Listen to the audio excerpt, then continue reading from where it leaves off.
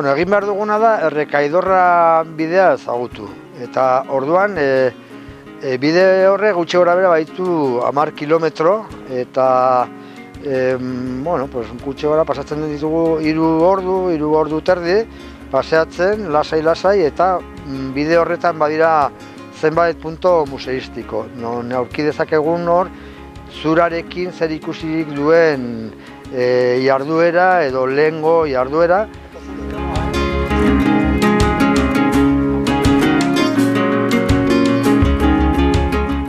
Leku batean ikus daitezke arraunak, hemen egiten ziren lehenengo zatia, gero lantzen zen beste leku batean, baina ibaian zehar eramaten zen zura. Beste leku batean igual ikus daiteke ere izeiakin nola egiten ziren ere mastak. Mastak ero itsasontzietan jartzeko, ez?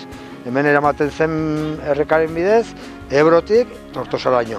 Leku batean ikus dezakegu txondorra bat, baina ez txondorra ikatza egiteko, baizik eta kristala egiteko, ez? Beste leku batean ikus daiteke ere bagoi bat, eta bagoi horren bidez jaisten zen zura edo egurra ugalde horietatik eta hortik ibaira, eramateko kanpora. Ikus dezakegu kableen bidez nola eramaten zen zura mendibe zerratoki batera, iparralden dagoen zerratoki batera.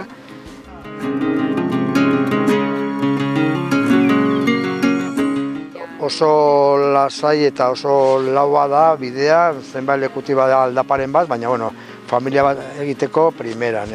Gainera oso interesgarria da baita umentzako ere, ikasteko pixka bat nola ateratzen zen hemendik lana eta lehengo basoaren lanak, ez?